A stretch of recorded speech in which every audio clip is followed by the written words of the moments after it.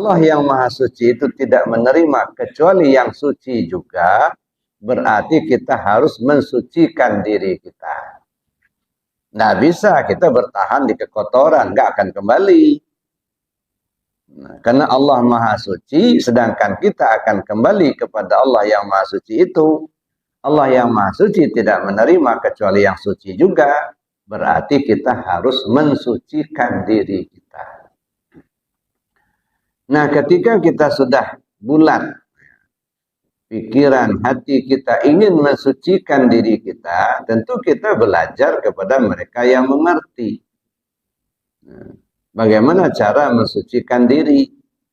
Yang terdiri dari 4 langkah. Yang pertama, mensucikan diri dari hadas dan najis, itu pertama, langkah pertama. Hadas besar mandi, hadas kecil wudu, gitu ya. Membuangkan najis, bandanya, baunya, rasanya terbuang. Nah, itu namanya mensucikan diri dari hadas dan najis. Nah, yang kedua, mensucikan anggota tubuh zahir. Yang 8 macam itu, mata, telinga, hidung, mulut, tangan, kaki, perut, dan kemaluan, itu anggota tubuh zahir. Assalamualaikum warahmatullahi wabarakatuh, Bapak Ibu yang dirahmati Allah. Sebelum kita menyaksikan kajian ini, mari kita bersolawat kepada Nabi Muhammad Shallallahu Alaihi Wasallam. Allahumma sholli ala Sayyidina wa Maulana Muhammad wa ala ali Sayyidina Muhammad. Selamat menyaksikan kajian Buya Muhammad Rusfi. Semoga berkah dan bermanfaat. Yang ketiga, kita wajib memuji. Dan yang keempat, kita wajib mengembalikannya. Ini yang agak berat, ya.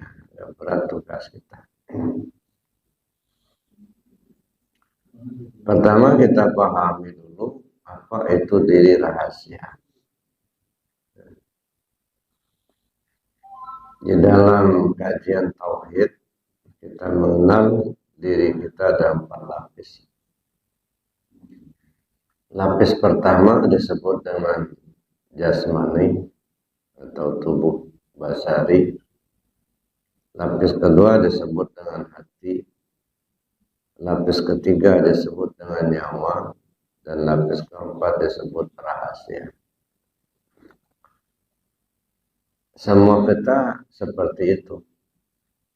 Ada tubuh, ada hati, ada nyawa, ada rahasia. Dan ini yang harus kita bina, diri yang 4 lapis ini. Dan ini juga yang harus kembali ke Allah. Kalau kita bicara kembali kepada Allah, yang 4 lapis inilah. Pertama, tubuh kita.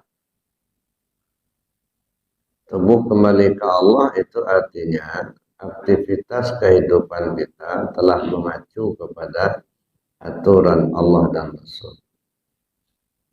Kalau apa yang kita lakukan dalam keseharian telah mengacu kepada aturan Allah dan Rasul, maka itu disebut tubuh yang sudah kembali ke Allah.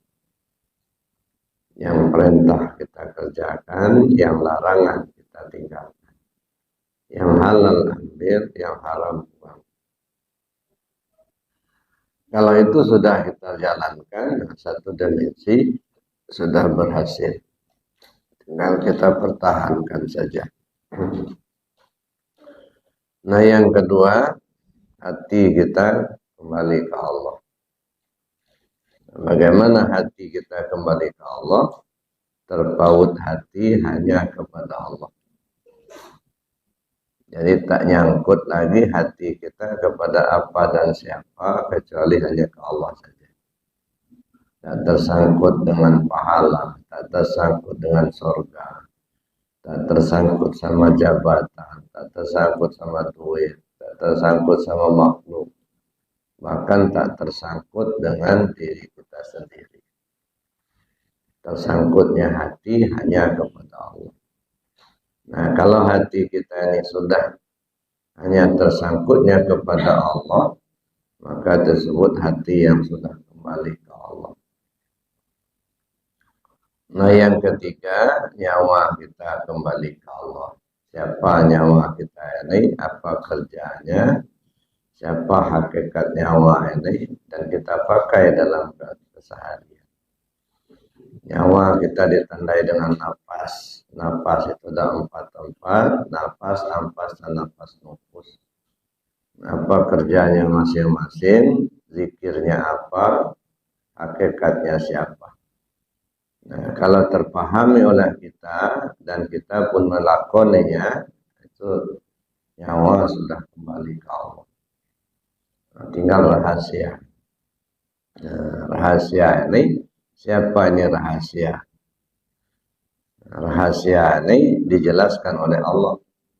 Al-insan sirri wa ana sirru wa sirri sifati la ghairi.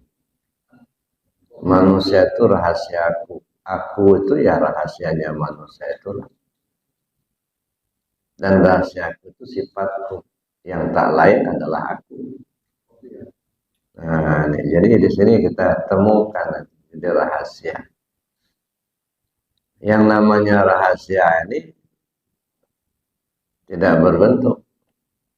Nah, kita ambil contoh saja setrum. Setrum itu seperti apa bentuk setrum? Maha suci Allah dari bermisal, sekedar mendekatkan paham saja. Setrum tidak ada bentuk. Tapi ketika dia masuk kepada kabel, kabelnya bulat, dia memenuhi kabel itu, maka setrum itu berbentuk kabel itu. Kalau kabelnya bulat, maka setrumnya pasti bulat. Kalau kabelnya segi 4, pasti setrumnya segi 4 juga. Jadi bagaimana wadahnya, maka setrum itu akan membentuk seperti wadah itu. Nah, ini yang saya katakan tadi, diri rahasia. Nah, diri rahasia ini Bapak Ibu pernah ditawarkan oleh Allah kepada seluruh makhluk. Inna aradna al-amanata ala samawati wal ardh. Aku tawarkan sebuah amanah penting kepada bumi dan langit, gunung dan bukit, jin dan manusia, malaikat. Semuanya menolak. Kenapa mereka menolak? Takut akan terabaikan. Takut tidak bisa menjaga. Ya, semuanya sudah menolak. Malaikat menolak. Bumi langit pun menolak. Nah, wahamalahal insan, lalu manusia menyatakan kesanggupannya. Jadi manusia dari awal sudah menyatakan kesanggupan untuk menerima amanah penting tadi. Nah, karena manusia ini sudah menyatakan kesanggupannya menerima amanah itu, maka diserahkanlah amanah penting itu kepada makhluk yang bernama manusia. Nah, setelah diserahkan amanah penting itu kepada manusia, maka Allah sudah punya rencana. Ya. Apa rencana Allah? Khalaqal mauta wal hayat liyabluwakum ayyukum ahsanu amala. Allah ciptakan yang mati dan yang hidup, karena Allah akan menguji kalian. Siapa di antara kalian yang terbaik amalnya? Nah, jadi Allah ciptakan yang mati dan yang hidup. Siapa yang mati? Yang mati jasad. Siapa yang hidup ruh. Jadi Allah ciptakan jasmani dan ruhani. Nah, kalau jasmani dan ruhani kita ini sudah menyatu, berarti kita sudah berada di bumi. Nah, disinilah kita diuji.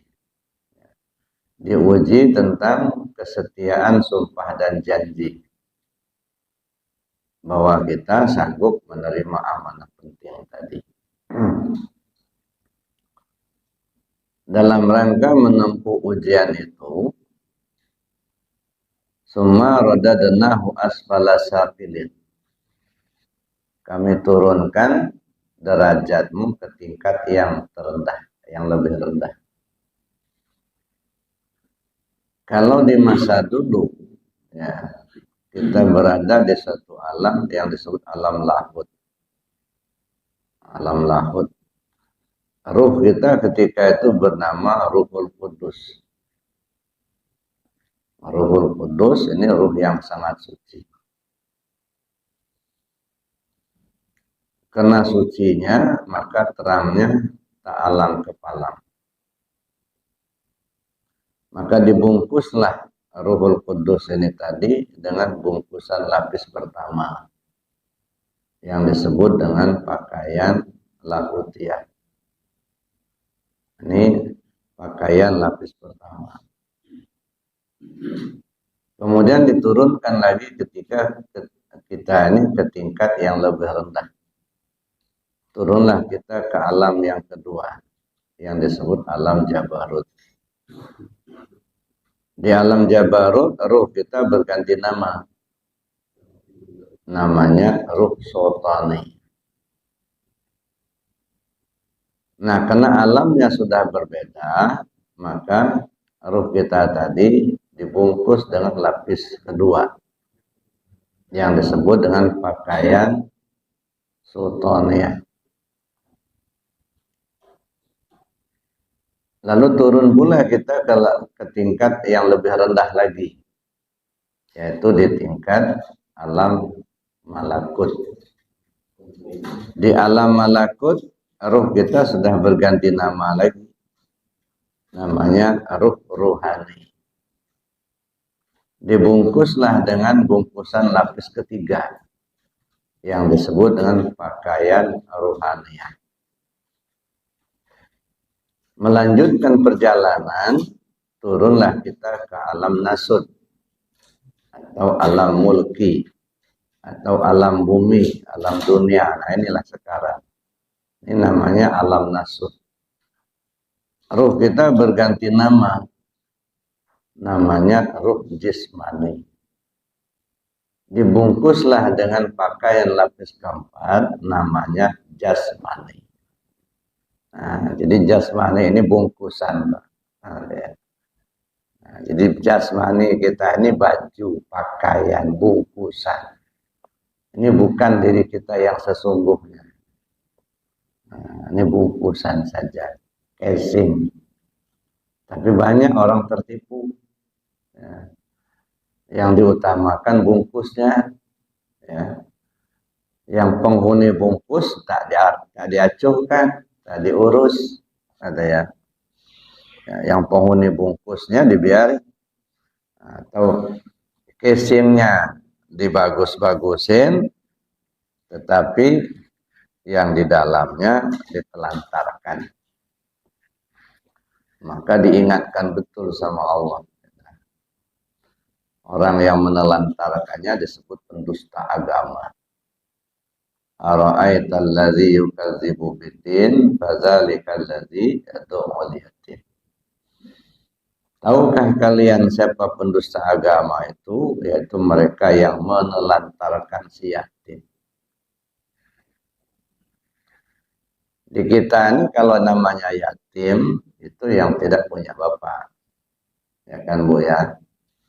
Kalau yang nggak punya ibu namanya piatu. Yang nggak punya bapak, nggak punya ibu, kita sebut yatim piatu. Itu kan bahasa kita, bukan bahasa Al-Quran. Kalau bahasa Al-Quran tidak mengenal piatu. Yang dikenal yatim. Siapa itu yatim? Ya nggak punya orang tua. Nggak punya bapak, nggak punya emak. Itu yatim. Nggak punya orang tua. Karena Al-Quran itu petunjuk. Ya, petunjuk buat siapa? Buat manusia. Maka jelas arahnya kepada diri kita, kepada manusia. Mana yang yatim pada diri kita? Nah, diri kita ini ada jasmani dan ada ruhani. Maka jasmani ini tidak akan lahir ke dunia ini tanpa proses ayah dan ibu. hubungan ayah dan ibu kita, maka lahirlah kita. Nah, berarti si jasmani ini bukan yatim dia. Dia punya mak, punya bapak. Nah, si jasmani kita. Beda dengan rohani. Kalau rohani kita itu tidak melalui proses ayah ibu. Bahkan belum lahir ayah ibu kita, roh kita sudah ada. Nah, cuman belum bisa turun ke bumi, rumahnya belum jadi. Belum ada tempat. Nah, roh kita itu langsung dari Allah. Fanafaktu fihi min ruhi. Aku tiupkan langsung ruhku, kata Allah. Jadi nggak melalui proses ayah ibu. Nah, artinya roh kita itu nggak punya mak, nggak punya bapak. Nah, itulah sebenarnya yang yatim. Nah, yang yatim yang sesungguhnya itu roh kita itu. Tahukah kalian siapa pendusta agama itu? Yaitu mereka yang menelantarkan si yatim. Yatim ruhnya. Ya, nggak dikasih makan, nggak dikasih baju, ditelantarkan. Ya, makanan roh itu ibadah, zikir, itu makanan roh. Dia nggak butuh nasi, dia nggak butuh kue, enggak. Yang dibutuhkannya zikir, ibadah. Nah, kalau menelantarkan si yatim berarti ruhnya nggak dikasih makan, nggak dikasih baju. Makanan itu ibadah. Jadi yang pendusta agama itu artinya orang yang mengaku beragama tapi tidak beribadah. Nah, itu yang disebut pendusta agama. Ya, menelantarkan si yatim. Jadi bukan yatim tetangga sebelah yang kematian bapak atau emak, bukan. Nah, itu mah yatim dalam pengertian syariat untuk kita saling tolong, saling bantu. Tapi insya Allah kalaupun itu ditelantarkan tidak akan sampai kepada kita sebagai pendusta agama. Cuman berdosa gitu aja. Nah, tapi kalau yatim yang satu ini, ruh kita ini kan yatim ini yang sesungguhnya. Nah, kalau itu ditelantarkan itu pendusta agama. Artinya ngaku beragama tapi tidak mau ibadah. Sholat enggak, puasa enggak, zikir enggak mau. KTP-nya Islam. Nah, itu pendusta agama. Nah, itu yang namanya melantarkan si yatim. Setelah kita berada di alam bumi ini, nah disinilah kita diuji. Khalaqal mauta wal hayat liyabluwakum ayyukum ahsanu amala. Allah ciptakan yang mati dan yang hidup karena Allah akan menguji kalian. Siapa di antara kalian yang terbaik amal? Ukuran terbaik itu apa? Terbaik menurut Allah, bukan terbaik menurut kita. Terbaik tercepat pulangnya kepada Allah. Nah, makanya kemampuan kita untuk ya menghadapi ujian tadi. Apa yang harus kita lakukan terhadap diri rahasia? Jadi ruh kita itulah yang disebut diri rahasia. Ya. Nah, jadi rahasia itu tidak ada bentuknya. Nah, tapi ketika rahasia itu ya bertajalli kepada ruh kita atau menampakkan pada ruh kita, maka ruh kita itu sebagai katakanlah sebagai bentuknya, tempatnya, atau disebut diri rahasia tadi. Nah, terhadap diri rahasia ini ada 4 tugas kita. Ya. Yang pertama wajib mengenalnya. Nah, ini tugas utama. Ya.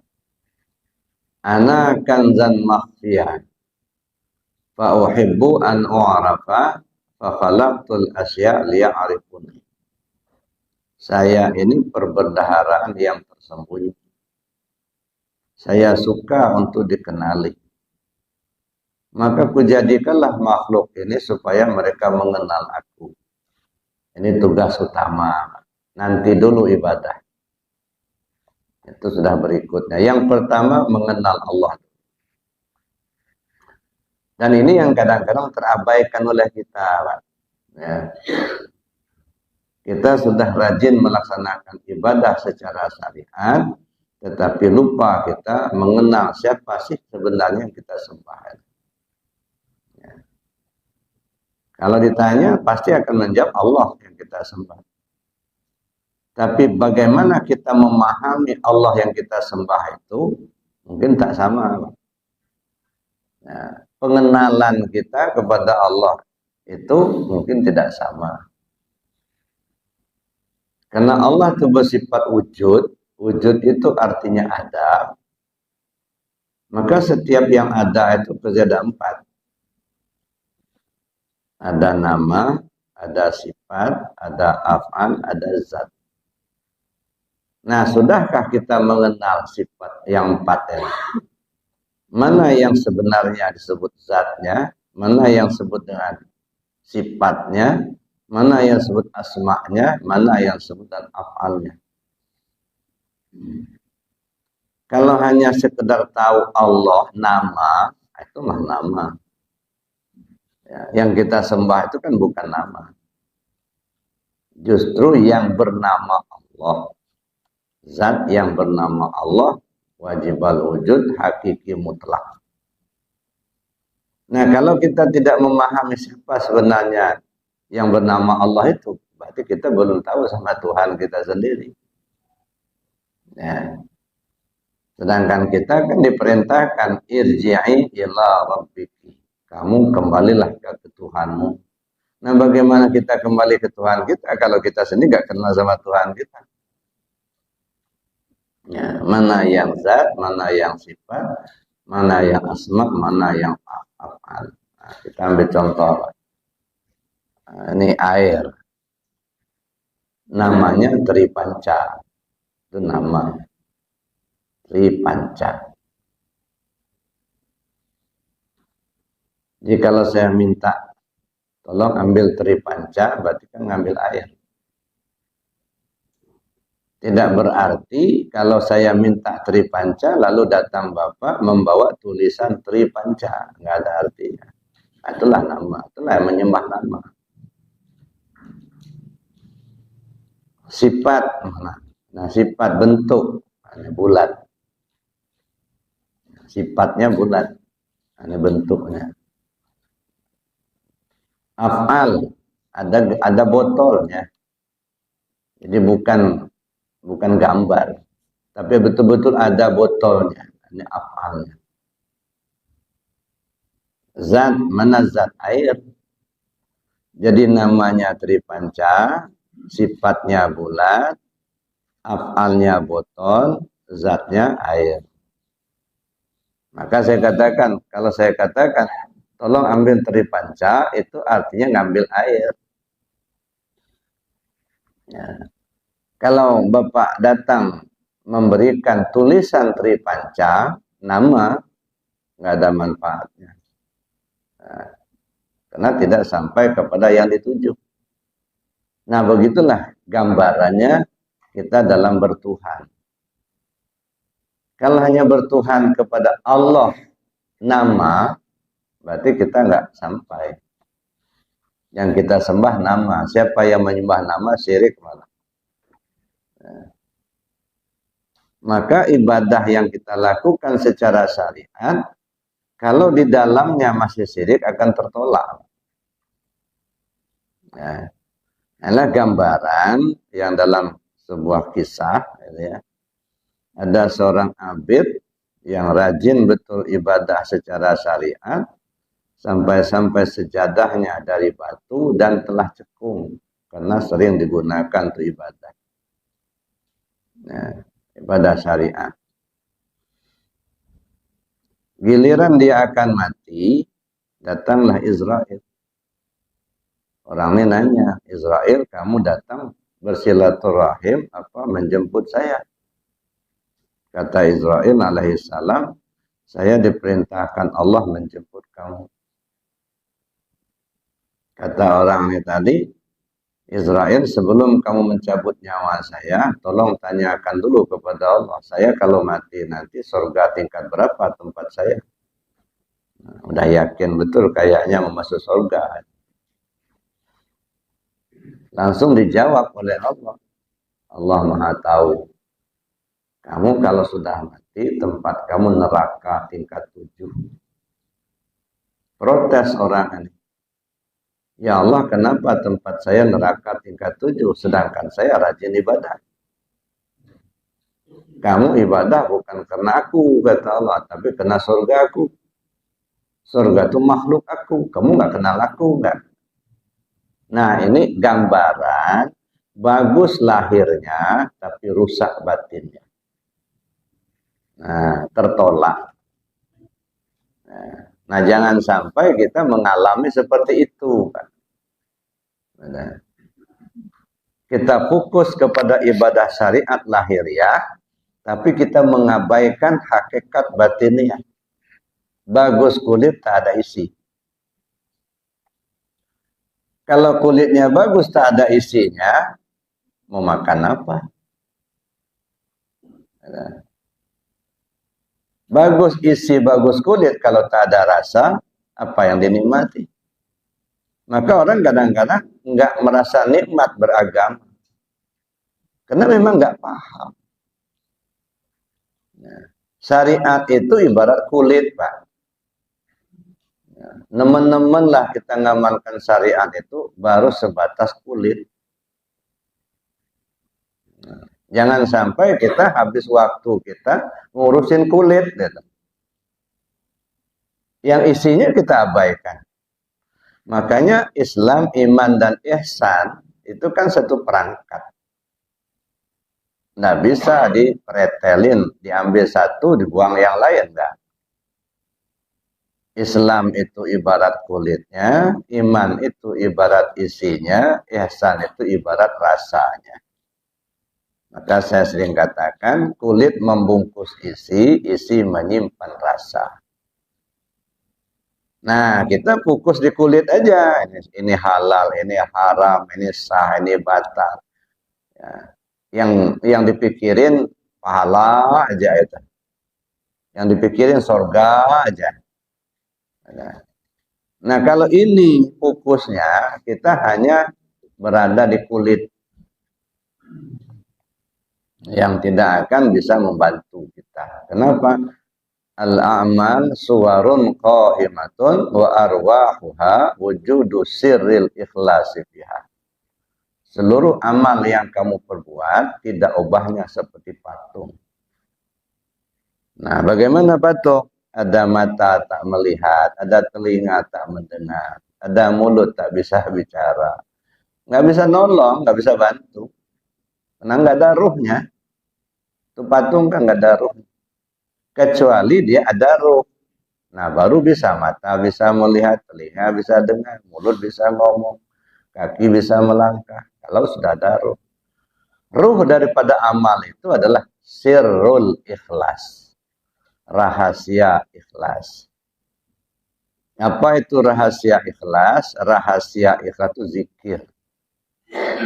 Zikir itu menimbulkan ikhlas. Ikhlas menghidupkan amal.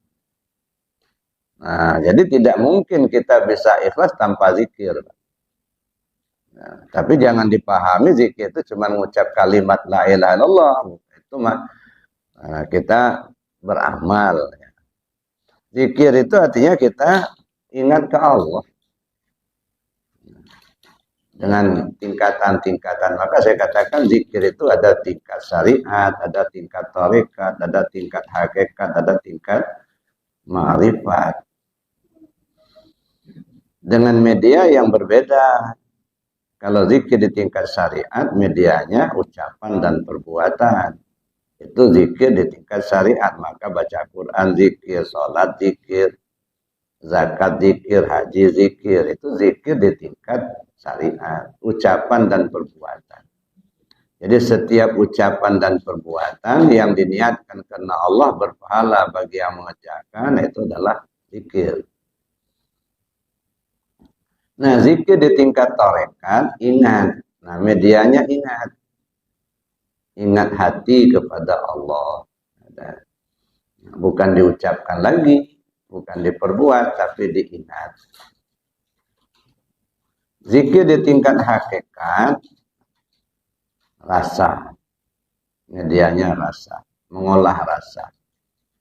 Kalau saja kita bisa merasakan garam itu asin, mampukah kita merasakan kehadiran Allah dalam hidup kita? Kalau saja kita bisa merasakan gula itu manis, bisakah kita merasakan adanya Allah dalam diri kita? Nah, ini jadi mengolah rasa. Itulah ilmu hakikat. Jadi ilmunya ilmu hakikat. Kalau di hati ilmunya ilmu torekat. Nah, jadi zikir di tingkat torekat itu inat. Zikir di tingkat hakikat rasa. Naik kepada zikir di tingkat ma'rifat, medianya pandang. Fa'ainama tuwallu fasamma wajhullah. Kemanapun kau menghadap, di situ wajah Allah. Setiap apapun yang kita pandang, terlihat adanya Allah. Nah, ini orang yang sudah ma'rifat kepada Allah. Ya. Ini pengolahan. Jadi mengolah diri kita. Jadi Bapak Ibu yang saya hormati, maka zikir itu sangat penting. Cuman di kita ini kadang-kadang hanya terfokus zikir syariat. Kadang-kadang justru jadi pertengkaran gitu. Ada yang bawakan zikir jahar la ilaha illallah, marah-marah, ada yang bertengkar. Jangan bawa-bawa zikir itu di sini. Di sini udah biasa subhanallah, alhamdulillah, Allahu akbar. Jangan ditukar-tukar. Ini ketidakmengertian kita. Padahal itu baru di syariat. Ya, silakan saja mau zikir maksur, mau zikir jahar, mau baca Quran, gitu ya, mau baca hadis, itu zikir semua.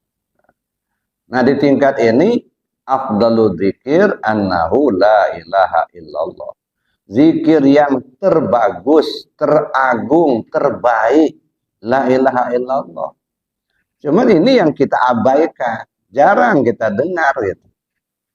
Nah, yang sering kita dengar itu ya apalagi zaman sekarang. Sami'na wa ata'na wa furana ka rabbana wa ilaikal masir. Paham enggak maksudnya ini? Ngomongnya sami'na wa ata'na wa furana ka rabbana wa ilaikal masir. Kami dengar, kami terima, kami lakonin. Begitu keluar masjid ngebohongin orang. Balik ke kantor korupsi. Katanya sami'na wa ta'na. Aneh kan? Jadi laguan aja itu. Ya. Bukan bawa ke zikir, cuma jadi nyanyian. Khawatirnya kita rugi, Pak, nyesel nanti. Ya.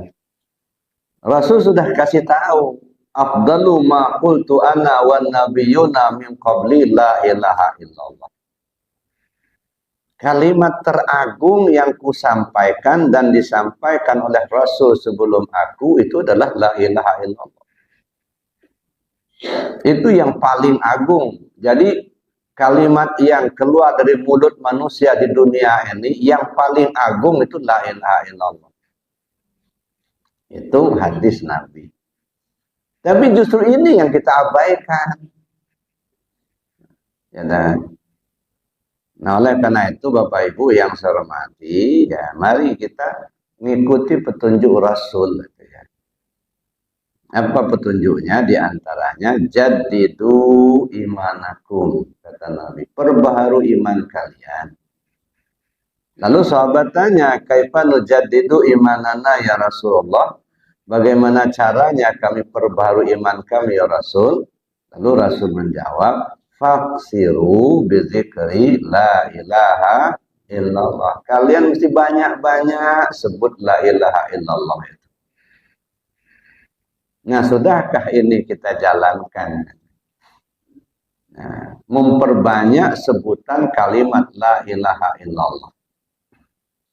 Nah, itu perintah. Jadi kita berzikir dengan kalimat la ilaha illallah dalam bilangan yang banyak.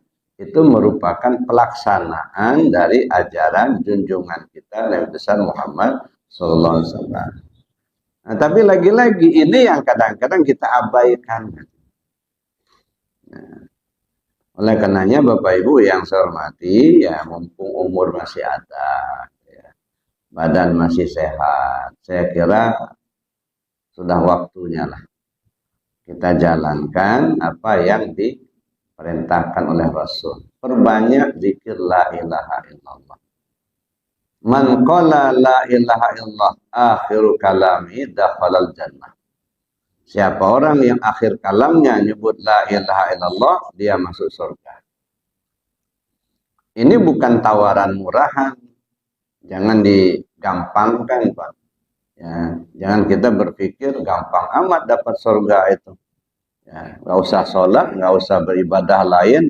Sebut aja la ilaha illallah kalau mau mati masuk surga. Enggak seperti itu. Ini bisa saya katakan, ini tawaran sulit. Saking sulitnya menghadirkan kalimat itu ketika orang akan mati, saking sulitnya kalau bisa hadiah surga. So tidak mungkin akan hadir kalimat itu kalau tidak terbiasa. Sebab kata Nabi, matanas bima ya'isubi.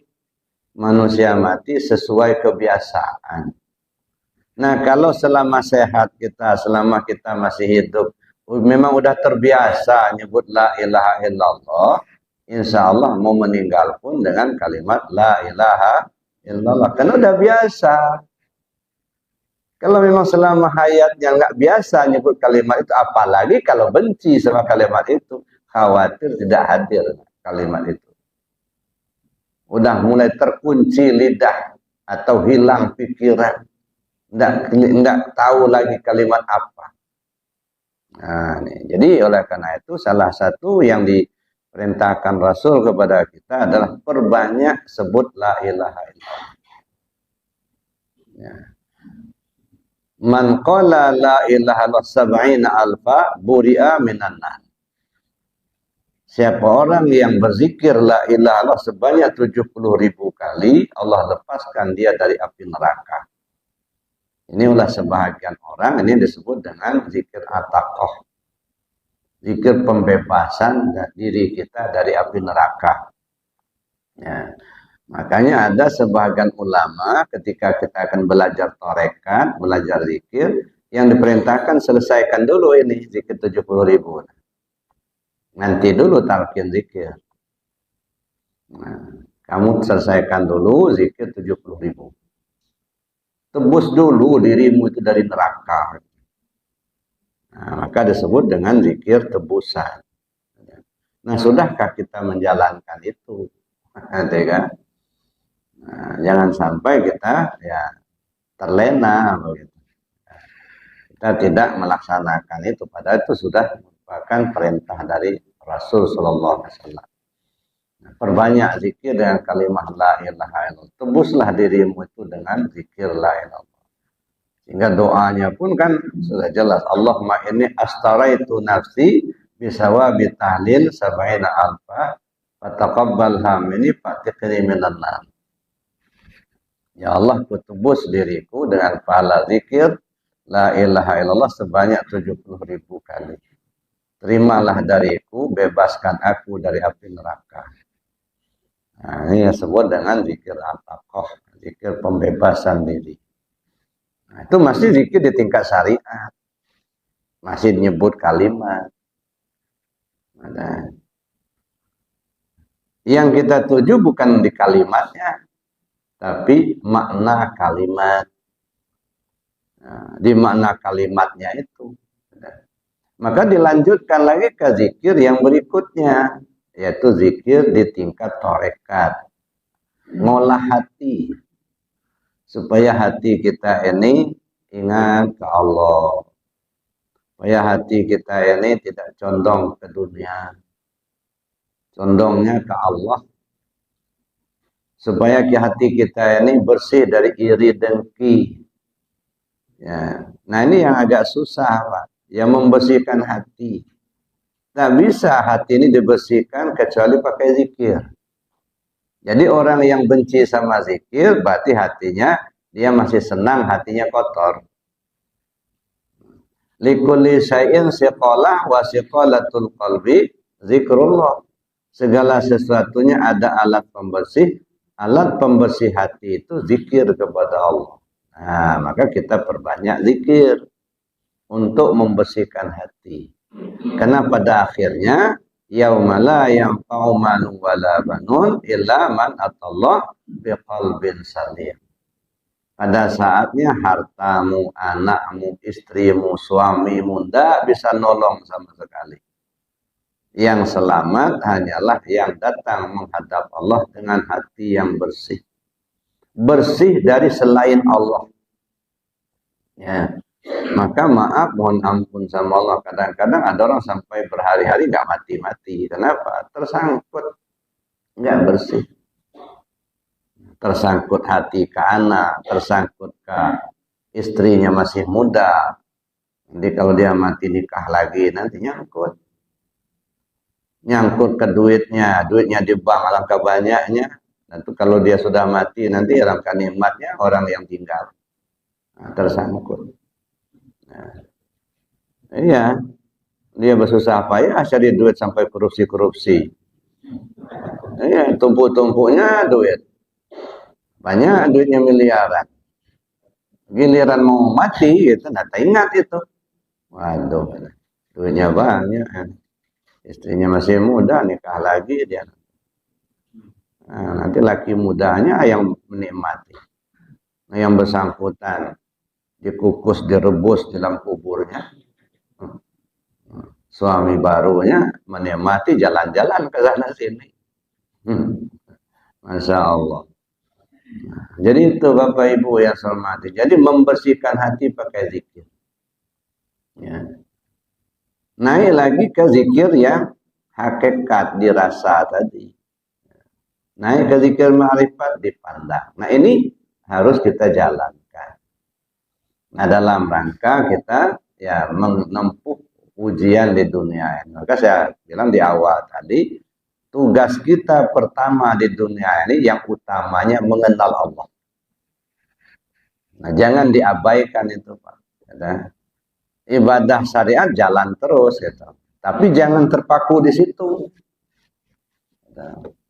Yang utamanya mengenal Allah. Awal wajibin alal insani ma'rifatul ilahi bistiqoni. Kewajiban pertama bagi manusia ini adalah mengenal Tuhannya dengan penuh keyakinan. Kenali dulu. Nah, disinilah harus kita jalankan. Dan itu pengenalan ini mutlak. Nah, itu yang pertama. Nah, setelah itu, tugas yang kedua terhadap diri rahasia ini apa? Setelah kita jalankan mengenalnya, lalu kita menjaganya. Ya. Kalau bahasa umum yang dijaga itu apa? Kalau tadinya dia turun ke dunia dalam keadaan suci, bagaimana supaya kembali nanti juga dalam keadaan suci. Gitu. Jangan turun di dunia dalam keadaan suci bersih, begitu kembali dalam keadaan kotor. Ya, berlumuran dengan lumpur-lumpur dunia, karat-karat dosa. Allah tidak akan terima lagi. Innallaha ta'ala thayyibun la yaqbalu illa thayyiban. Allah itu maha bagus, dia tidak terima kecuali yang bagus juga. Allah maha suci, dia nggak terima kecuali yang suci juga. Ya makanya beberapa waktu yang lalu kita pernah kaji itu, ya. Kenapa kita harus berzikir subhanallah, subhanallah, subhanallah. Ya. Kalau bahasanya kan maha suci Allah, maha suci Allah. Itu yang disebut zikir maksud. Ini kan zikir penyadaran. Biar sadar dulu lah kita. Yang suci itu Allah, bukan kita. Ya, maka perbanyak sebut subhanallah, subhanallah, subhanallah. Ya Allah, kau yang suci, aku yang kotor. Ngaku kita kalau kita ini kotor. Yang suci itu Allah. Nah, ini namanya zikir penyadaran. Nah setelah kita sadar kita ini kotor, Allah lah yang suci. Sedangkan kita ingin kembali kepada Allah yang maha suci. Allah yang maha suci itu tidak menerima kecuali yang suci juga. Berarti kita harus mensucikan diri kita.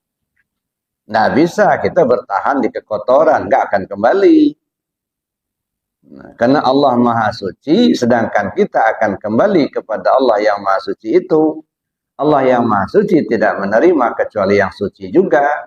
Berarti kita harus mensucikan diri kita. Nah, ketika kita sudah bulat pikiran, hati kita ingin mensucikan diri kita, tentu kita belajar kepada mereka yang mengerti. Nah, bagaimana cara mensucikan diri? Yang terdiri dari 4 langkah. Yang pertama, mensucikan diri dari hadas dan najis, itu pertama, langkah pertama. Hadas besar mandi, hadas kecil wudu, ya. Membuangkan najis, bandanya, baunya, rasanya terbuang. Nah, itu namanya mensucikan diri dari hadas dan najis.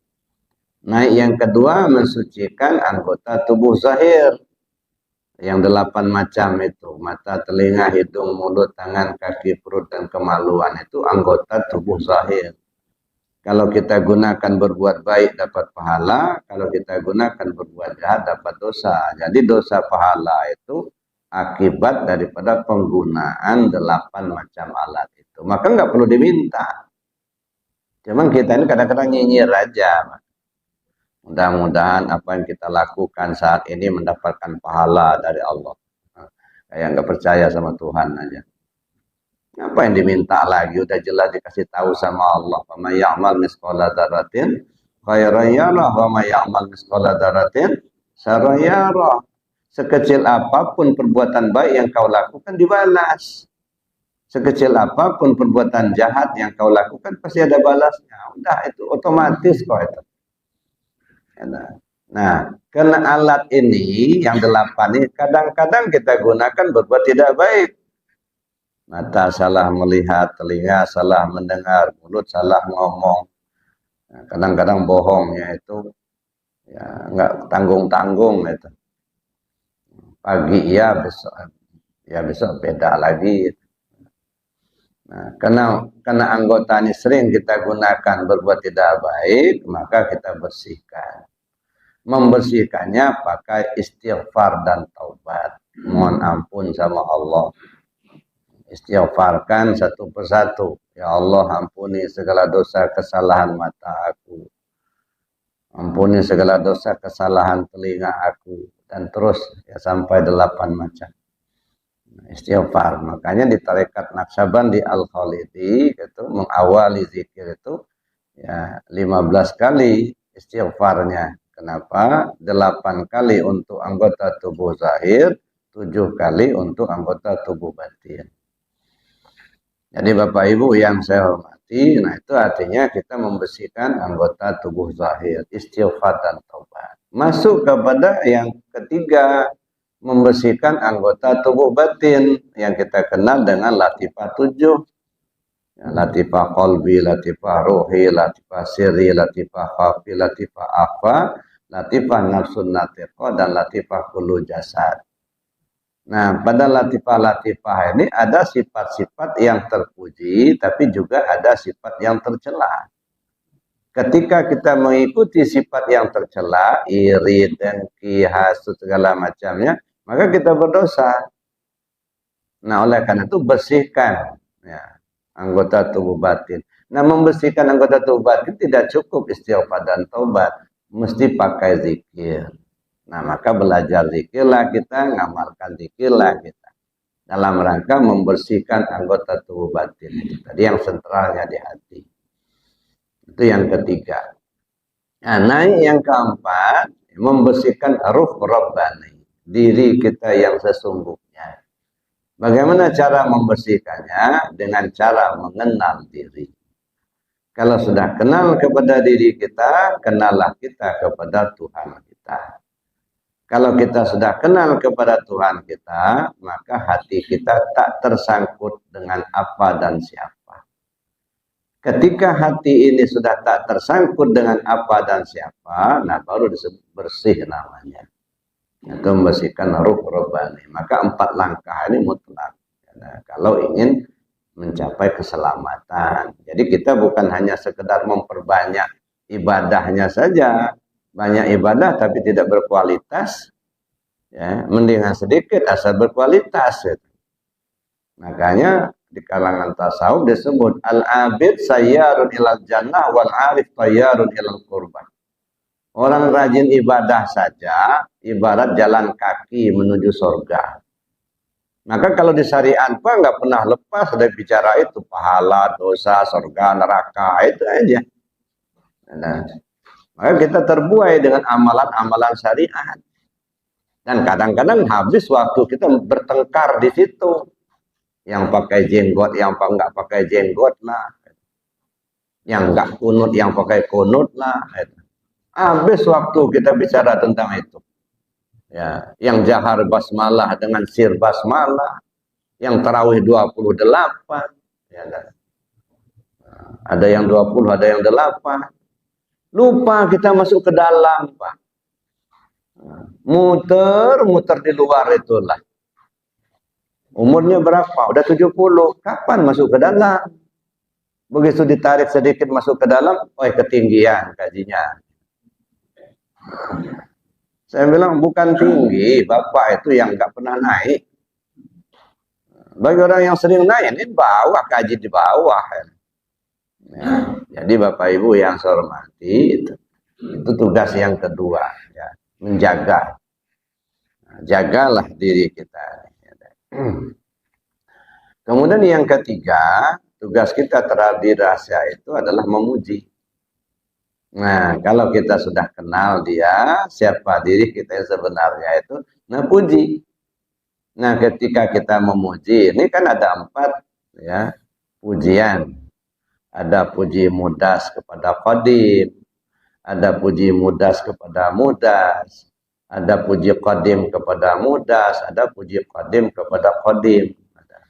Nah, seperti apa kajiannya? Nah, tentu kita kaji lebih jauh.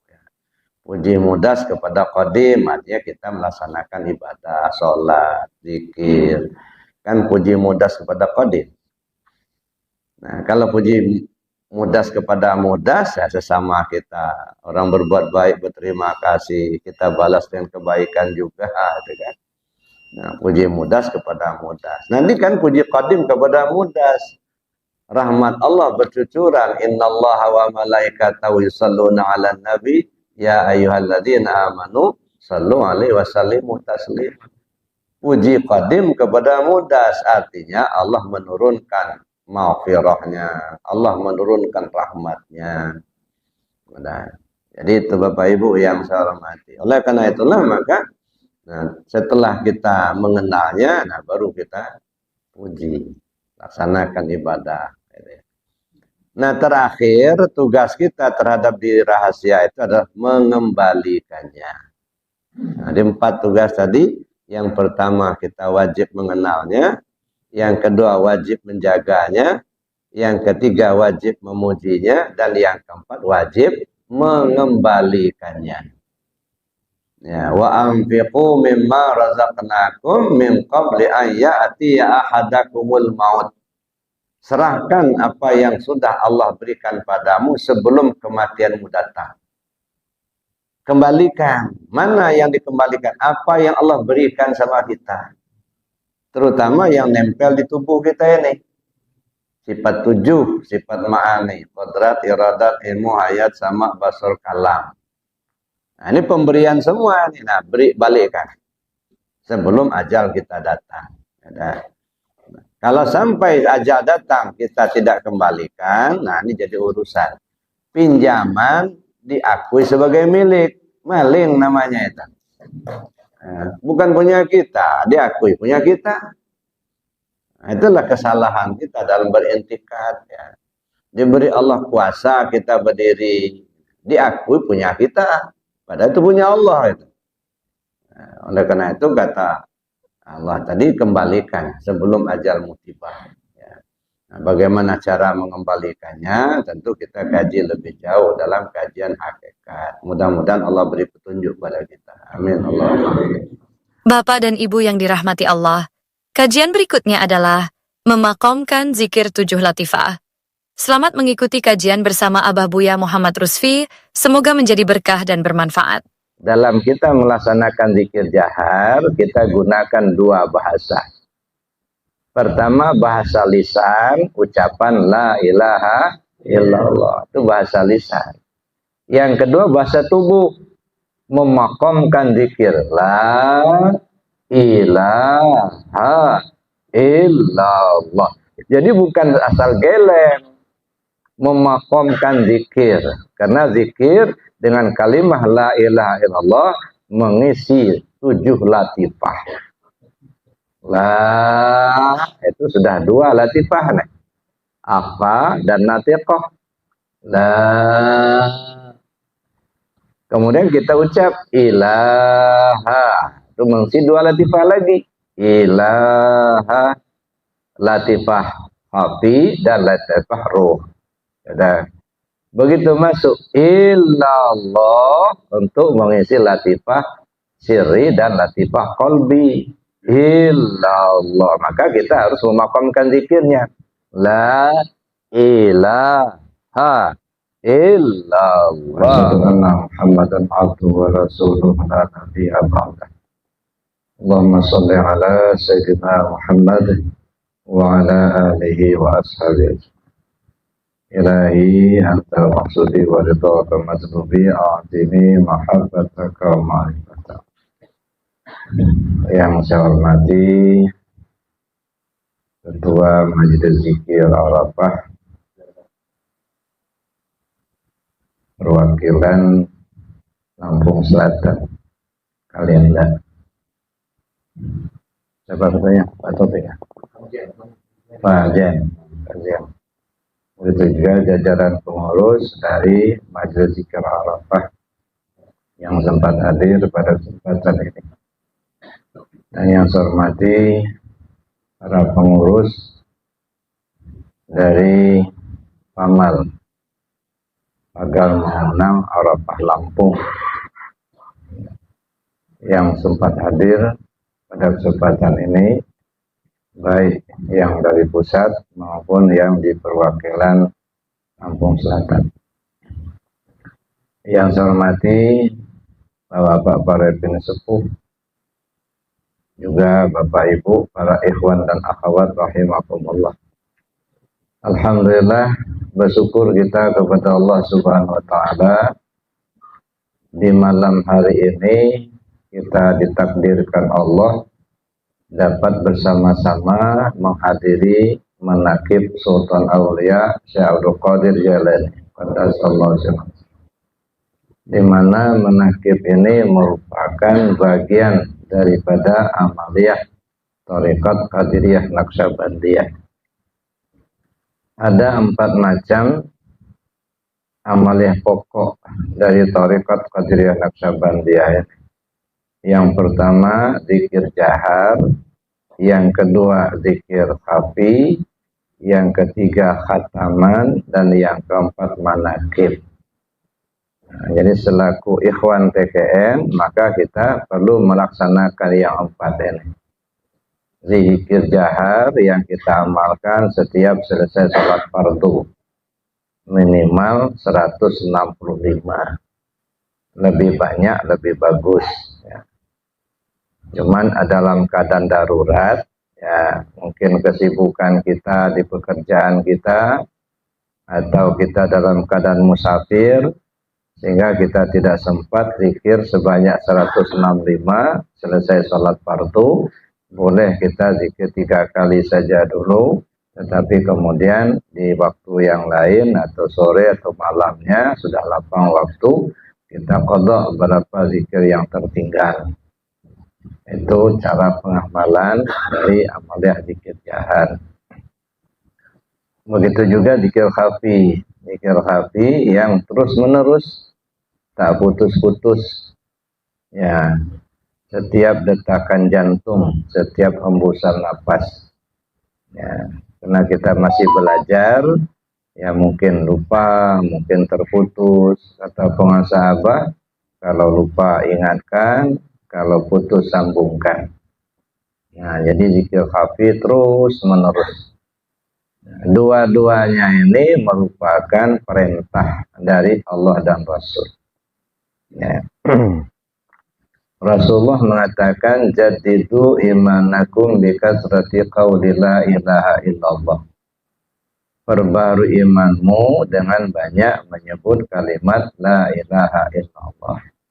Nah, jadi kita berzikir dengan kalimat la ilaha illallah dalam bilangan yang banyak, itu bukan aliran, bukan pula bikinan ulama, tetapi merupakan pelaksanaan dari ajaran junjungan kita Nabi besar Muhammad SAW. Nah, bersyukur kita kepada Allah. Allah beri petunjuk kepada kita. Nah, kenapa kita harus bersyukur? Karena yang pertama, tak semua orang Pak dikasih, Pak. Ya, manusia di dunia ini banyak, tapi tidak semuanya yang beriman. Yang beriman banyak, tidak semuanya yang takwa. Yang takwa banyak, belum tentu ikhlas. Ya. Karena ikhlas itu mesti dibarengi dengan zikir.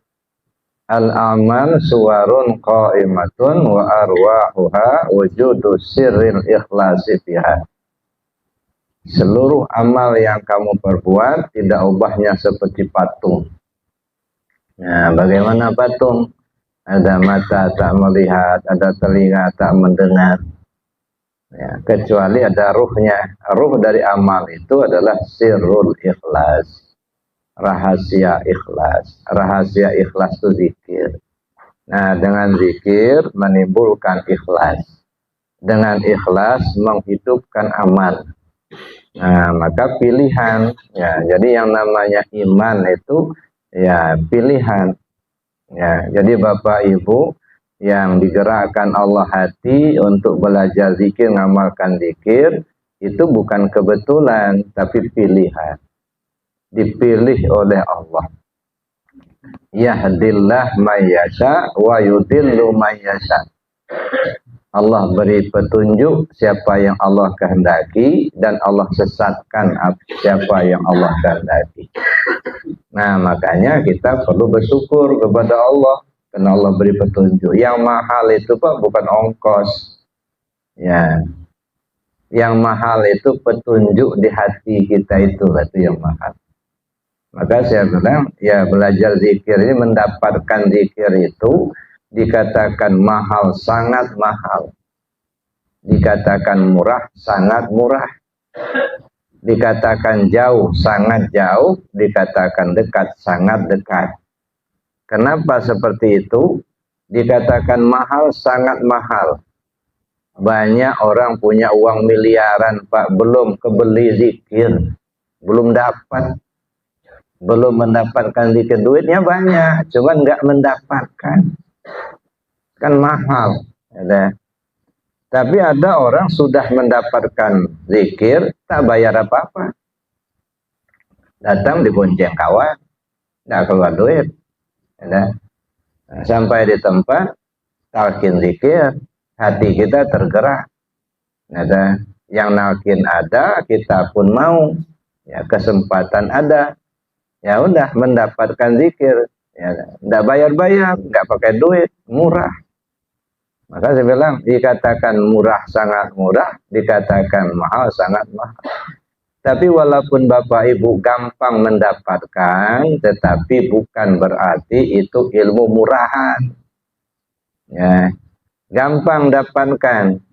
Ya, tidak pakai syarat-syarat, enggak. Ada orang ya mau mengasih talqin zikir dengan syarat-syarat. Misalnya syaratnya harus menyelesaikan dulu zikir 70.000. Baru mau talqin zikir. Atau syaratnya harus baca Yasin dulu 41 kali. Baca sholawat 1000. Surat Al-Ikhlas 1000. Selesaikan dulu itu, baru talqin. Ada syarat. Nah, tapi ini enggak. Oleh pengasah Abah itu dibuka lebar pintunya. Tanpa syarat. Ya. Yang penting, yang bersangkutan itu mau mengamalkan. Itu saja. Ada syarat-syaratnya. Yang penting mau mengamalkan. Walaupun mudah mendapatkan, saya katakan tadi itu bukan ilmu murahan. Ada ya. Ini zikir ini ilmu atau pengetahuan atau amaliyah menyelamatkan kita pulang ke Allah. Ya, tidak ada gunanya Pak duit banyak kalau pada akhirnya kita tidak kembali ke Allah. Sukses hidup kita itu kalau kita bisa kembali kepada Allah dengan selamat. Datangnya dari Allah, pulangnya kepada Allah. Inna lillahi wa inna ilaihi raji'un. Jadi zikir ini adalah sebuah perjalanan menuju Allah. Nah, jadi karena itu Bapak Ibu sekali lagi bersyukur kita kepada Allah Subhanahu wa taala. Allah beri petunjuk kepada kita. Kemudian yang ketiga, amaliyah daripada Tarekat Qadiriyah Naqsyabandiyah ini adalah khataman. Nah, ini khataman ini minimal sekali sepekan kita amalkan. Ya, mau setiap malam lebih bagus gitu ya. Lebih sering diamalkan lebih bagus, tapi minimal sekali sepekan. Makanya ya perlu kita laksanakan berjamaah. Misalnya kita tetapkan setiap malam Jumat ngumpul gitu. Nah, kita melaksanakan khataman, apalagi alhamdulillah ya sudah ada musola yang megah begini, walaupun belum beres betul ini, tapi sudah bisa dipakai. Dan terima kasih Pak Taufik yang sudah mensponsori untuk pembangunan musola ini. Ya. Inilah merupakan wadah tempat kita berkumpul. Nah, jadi ini bukan milik Pak Taufik sendiri, milik Ikhwan TKN. Ya, kalau untuk Pak Taufik sendiri itu kelebaran. Ya. Oleh karena itulah semua Ikhwan TKN merasa memiliki musola ini. Ya. Supaya kita sama-sama meramaikan. Ya, kalau yang belum selesai bagaimana supaya bisa kita selesaikan. Ya, man bana masjidan banallahu lahu baitan fil jannah. Siapa orang yang ikut membangun sebuah masjid atau musola, Allah akan bangunkan untuknya sebuah istana di dalam surga. Ya, mau nggak Bapak Ibu tinggal di istana di surga? Nah, ikut bangun masjid. Nah, walaupun hanya semen satu sak itu akan bangun itu. Ya. Oleh karena itu Bapak Ibu yang saya hormati perlu kita ya bereskan ini pintunya, saya lihat jendela belum ada ini ya. Ya, bagi yang punya uang ini kan nggak mahal-mahal amat nih. Cuman kalau nggak ada duit itu mahal ini. Namanya nggak ada duit. Lebih baik kita belinya mahal asal ada duit daripada murah tak ada duit. Murah benar, cuma nggak ada duit ya nggak bisa dibeli juga. Mahal cuma ada duitnya. Ya, nggak apa-apa. Mahal tapi ada duitnya.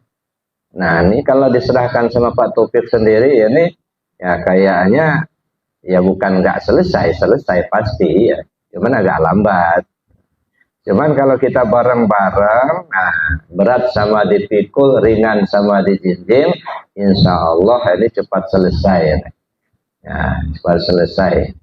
Nah insya Allah ini mudah-mudahan akan ramai. Mungkin pada saatnya nanti ini sudah nggak muat ini Pak Taufik. Nah, mungkin perlu dilebarkan lagi. Tapi saya lihat itu lokasi masih lapang aman Pak. Nah, lokasi masih lapang gitu. Bisa kita lebarkan. Yang penting ikhwan kita istiqomah mengamalkan. Nah, ini salah satu ya bukti sejarah. Ini bukti sejarah kita kan sekarang ini lagi menorehkan tinta sejarah masa depan. Dulu apa nama kampungnya Pak? Kuripan. Dulu zamannya kakek dulu, zamannya buyut dulu, ya Ikhwan TKN banyak. Ini buktinya ada musola, nah kan gitu, ada sejarahnya, gitu. Bukan kata orang aja, mana buktinya. Nah, jadi ini merupakan sejarah. Nah, jadi oleh karena itu di samping sejarah yang bisa dilihat oleh orang di belakang kita nanti, ya juga menjadi sarana kita untuk mendapatkan kebahagiaan di akhirat nanti. Amin Allahumma. Oleh karena itu Bapak Ibu yang saya hormati, khataman itu kita laksanakan sekali sepekan. Ya syukur-syukur bisa kita berjamaah. Ya, kalaupun nggak sempat, minimal kita amalkan di rumah. Kemudian yang keempat itu manakib. Nah, manakib ini amaliyah bulanan. Nah, empat inilah jahar, hafi, khataman, manakib.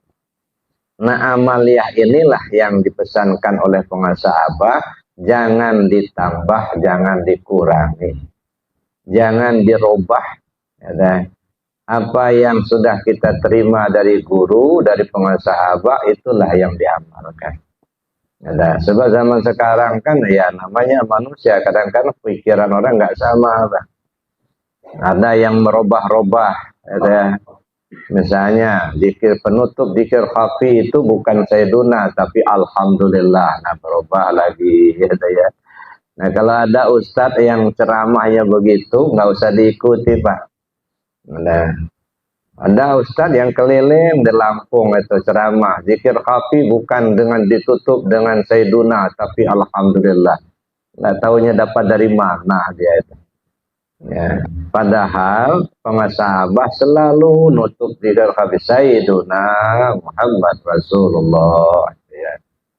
Nah, di buku panduan para wakil talqin juga tutupnya sayyiduna Muhammad Rasulullah. Nggak tahu aja ada yang merubah, udah alhamdulillah pula.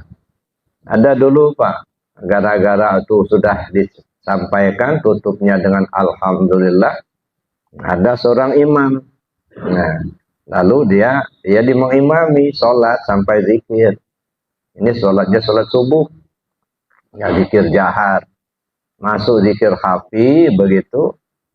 Diam-diam dia.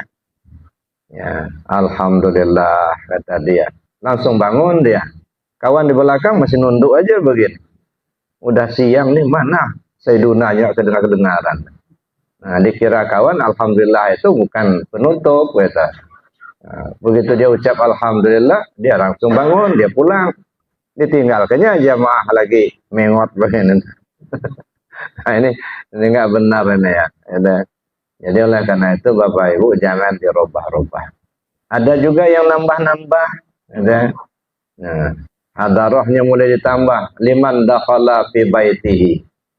Nah, ini enggak ada dalam silsilah yang diajarkan Abah, enggak ada tambahan itu. Ya, jadi kita ikuti saja apa yang sudah diajarkan pengasahabah pada kita. Nah, insya Allah kita diakui beliau sebagai muridnya. Amin Allahumma amin. Nah, oleh karena itu saya juga sampaikan pesan pengasahabah, istiqomahlah di dalam pengamalan amaliyah tarekat ini sesuai dengan apa yang telah diajarkan oleh pengasahabah kepada kita. Jangan dirubah, jangan ditambah, jangan dikurangi. Bapak Ibu yang saya hormati, ada yang bertanya kepada saya, Buya katanya, kenapa zikir yang dilaksanakan itu kok 165? Ya kan? Kenapa enggak 100 saja? Atau 65 aja? Ya. Sudah ada juga yang nanya, kenapa harus geleng-geleng begini? Gitu ya. Apa enggak cukup diam aja begitu sampai kita mengucap la ilaha illallah? Gitu ya. Nah ini perlu untuk penjelasan ya. Walaupun sebenarnya bagi ikhwan TKN tidak diperlukan penjelasan itu.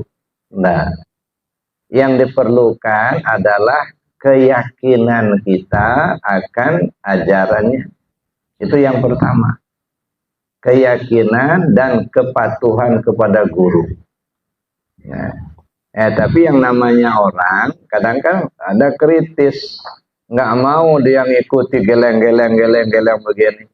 Cukup dengan zikir la ilaha illallah aja, dia aja nggak usah geleng-geleng.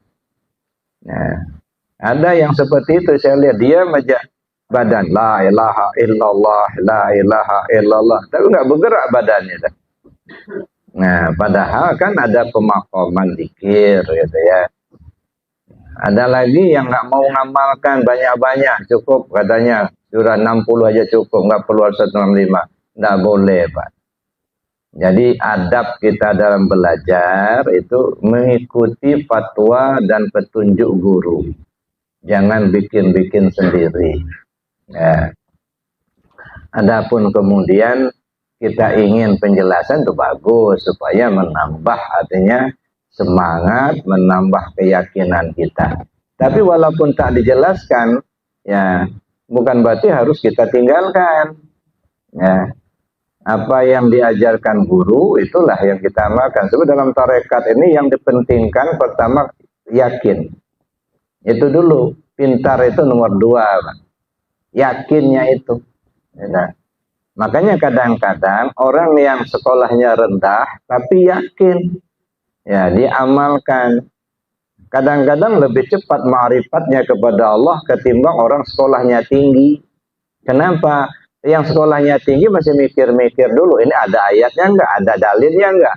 Orang masih mencari-cari dalil, ya. Tapi yang lain sudah jauh berjalan, sudah ngamalkan. Ya. Jadi ada dulu ceritanya, Pak. Ada orang periman pasar, ada rupanya dia taubat. Ya. Bincang-bincanglah dengan salah seorang ikhwan kita, ya. Lalu oleh ikhwan kita itu diajaklah dia supaya belajar zikir. Mau dia. Nah, tolong antarkan saya ke Suryalaya katanya. Diantarkanlah talqin zikir ke sahabat. Nah, ini preman, mantan preman. Ya memang lebih baik mantan preman, Pak, daripada mantan kiai. Nah, kalau mantan kiai sudah nggak kiai lagi. Kalau mantan preman boleh jadi dia jadi kiai. Nah, ini mantan preman. Begitu dia sudah talqin zikir, rupanya istiqomah betul diamalkan. Udah, dia selesai sholat zikir, gitu ya. Kalau biasanya dia mabuk-mabuk sudah nggak mau lagi. Sholat dia sudah rajin. Di satu waktu sholat Jumat. Nah, karena dia istiqomah dalam pengamalan, selesai sholat Jumat, dia duduk sendirian zikir la ilaha illallah, la ilaha illallah. Ada temannya yang dulunya seilir semudi, kawannya, tapi masih jadi preman. Gitu. Nah, tapi masih rajin juga sholat. Jadi ngelihat kawannya ini zikir, dia duduk aja di belakang ketawa-ketawa. Nah, dia geleng-geleng, geleng-geleng begini. Nah, ditunggunya. Jadi sampai selesailah si kawan ini, ikhwan ini, selesai zikir. Dipanggilnya, sini dulu kamu adanya. Kenapa katanya? Bukan. Itu yang kamu amalkan itu apa? Zikir. Zikir apa? Ya zikir, saya kan masih belajar katanya. Dari mana? Dari Suryalaya. Sama pengesabahan Suryalaya. Kamu tahu nggak dalilnya itu? Dalilnya zikir itu katanya. Apa ayatnya, apa hadisnya, jangan-jangan bid'ah itu kata dia. Aja dia, ngoceh aja kawan tadi. Kalau nggak tahu dalil, janganlah ikut-ikutan ngamalkan. Nah, kata ikhwan kita ini yang mantan preman ini, saya kan masih belajar. Saya nggak tahu dalil-dalilnya, ayatnya, hadisnya nggak ngerti saya. Pokoknya guru saya ngajarkan itu ya saya amalkan katanya. Jangan katanya. Jangan ikut-ikut ngamalkan kalau nggak tahu dalilnya. Ngoceh-ngoceh dia. Rupanya panas juga dia. Ya. Begitu dia ngoceh si kawannya tadi, ada dalilnya jangan diamalkan. Langsung ditinjunya dagu. Ini dalilnya katanya. Ya. Kalau masih belum hafal juga, nanti saya tunjukkan di luar kita katanya. Ini dalilnya. Ini. Jadi itulah kalau orang yang memang yakin betul, dia nggak penting itu apa dalilnya apa, yang penting itu ajaran itu amalkan gitu. Ya, nggak banyak protes, nggak banyak tanya-tanya gitu ya. Apa yang diajarkan itu diamalkan. Nah, karena sudah menghunjam dalam hatinya, dia sudah yakin siapapun yang mencegahnya nggak bakal dia terima. Itu sampai membocoh dalam masjid ya. Katanya. Kawan sibuk dengan dalil apa ayatnya apa hadisnya langsung ditinjunya. Ini dalilnya, katanya. Kalau kamu belum hafal, ayo saya tunjukkan di luar katanya. Nah bahaya juga kalau begitu. Jadi Bapak Ibu yang saya hormati, kenapa harus 165? Sebenarnya saya katakan ini sebenarnya penting dijelaskan. Karena Abah sudah nyuruh kita mengamalkan surat An-Nahl, ya sudah gitu ya. Cuma kadang-kadang orang kritis masih tanya-tanya juga.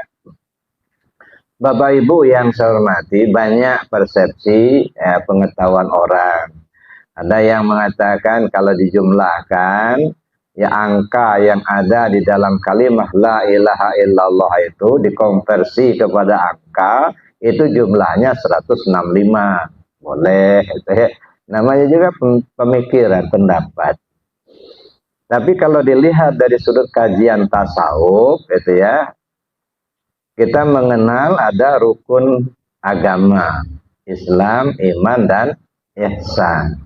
Islam, iman, dan ihsan. Islam itu ada 5 rukun Islam. Mengucap 2 kalimat syahadat, mendirikan sholat, puasa, zakat, dan haji 5. Kemudian iman. Nah, rukun iman itu ada 6 ya. Iman pada Allah, malaikatnya, kitabnya, rasulnya, hari akhir, dan takdir. 6. Nah, sedangkan ihsan itu untuk Allah. Allah itu cuma satu. Jadi kalau dalam kajian Allah, Muhammad, Adam, ya. Allah itu punya buku, katakanlah begitu. Allah satu. Ihsan itu punya Allah. Iman itu punya Muhammad. Ya, Islam itu punya Adam. Jadi Allah, Muhammad, Adam. Allah satu, Muhammad punya rukun iman ada 6, Adam punya rukun Islam ada 5. Jadi 1, 6, 5 itu. Nah, itu 1 ya. Nah, jadi oleh karena itu Bapak Ibu ya semuanya pasti ada maksud ya, ada tujuan. Cuman kadang-kadang kan bagi arif, bagi guru yang mursyid, guru yang arif, tidak menjelaskan itu, tidak ingin membebani, kita amalkan saja dulu, gitu ya. Supaya kita tidak dibebani dengan pikiran-pikiran sehingga membuat kita malas untuk mengamalkan. Nah, jadi tapi kalaupun misalnya kita tanyakan ya nggak salah juga supaya kita paham dan membuat kita lebih yakin. Itu yang pertama. Kemudian yang kedua ada juga yang tanya, kenapa harus geleng-geleng?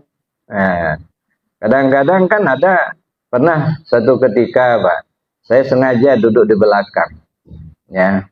Nah, jadi perhatikan jamaah. Ada yang memang semangatnya zikir, la ilallah. Ada yang diam aja. Kenapa orang yang diam? Zikir apa enggak? Rupanya ngeces dia. Mungkin kecapean mungkin. Orang ribut dengan zikir, ya dia diam aja. Orang zikir jahar, dia hantam zikir khafi. Nah, ini belum waktunya zikir khafi, jahar dulu. Ada juga suaranya keras, la ilaha illallah, la ilaha illallah, tapi badannya diam. Nah, ini kan. Ya, sedangkan kita ini mesti menggunakan 2 bahasa. Dalam kita melaksanakan zikir jahar, kita gunakan 2 bahasa. Pertama bahasa lisan, ucapan la ilaha illallah. Itu bahasa lisan. Yang kedua bahasa tubuh, memakamkan zikir la ilaha illallah. Jadi bukan asal geleng, memakamkan zikir. Karena zikir dengan kalimah la ilaha illallah mengisi 7 latifah. La itu sudah 2 latifah nih. Afa dan natiqah. La. Kemudian kita ucap ilaha. Itu mengisi 2 latifah lagi. Ilaha, latifah hafi dan latifah ruh. Ada.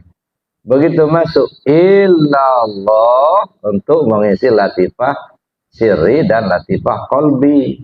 Illallah. Maka kita harus memakamkan zikirnya. La ilaha illallah. La ilaha illallah. Jadi jangan diam zikirnya, badannya harus bergerak. Ya. Diusahakan bergeraknya itu tubuhnya, dari tubuhnya ini, dari pinggulnya bergerak. Nah, la ilaha illallah. Jangan hanya geleng-geleng kepalanya aja. Karena kan geleng la illallah, la illallah. Nah ini ya diam. Nah, khawatirnya cuman dari kepala ke atas yang masuk surga, yang ke bawah masuk neraka. jadi harus berkata la ilaha illallah. Nah, itu namanya memakomkan zikir. Jadi bukan asal geleng, ya, tetapi kita mengamalkan menggunakan dua bahasa tadi, bahasa lisan dan bahasa tubuh. Itu satu. Nah, yang kedua, ya, sedamping kita menggunakan dua bahasa, yang kedua kita maknai. Kalau ucapan, ya, namanya ucapan, ya, perkataan dengan lisan. Ucapan itu terdengar, yang mendengar telinga kita. Ya, jadi terdengar oleh telinga kita. La ilaha illallah artinya apa? Tidak ada Tuhan selain Allah. Lalu kemudian ketika ungkapan atau ucapan kita itu didengar telinga, apa yang kita pahami itu?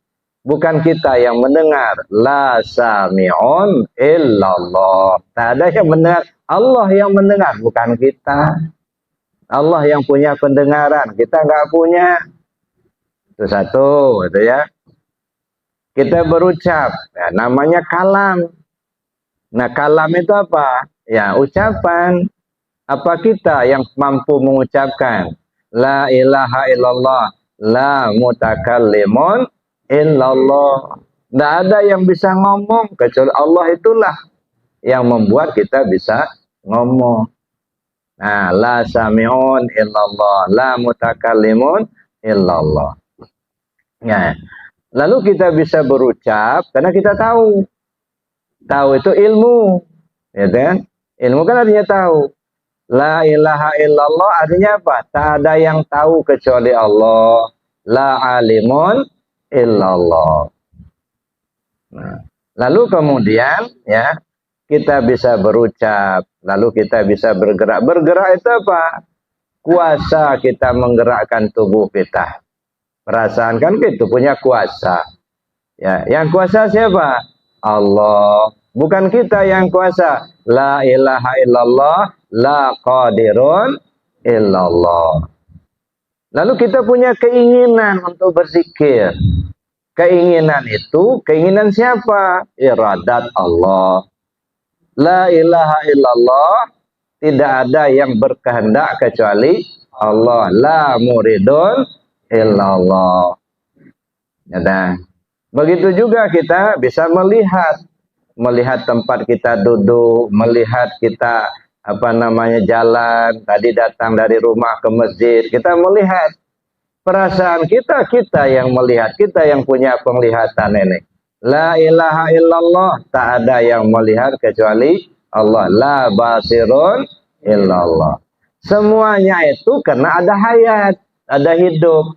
Dengan adanya hayat, maka timbullah kuasa kodrat, timbullah kehendak iradat, timbullah penglihatan kita basar, timbullah pendengaran kita sama, timbullah kita bisa ngomong kalam, gara-gara ada hidup, gitu ya.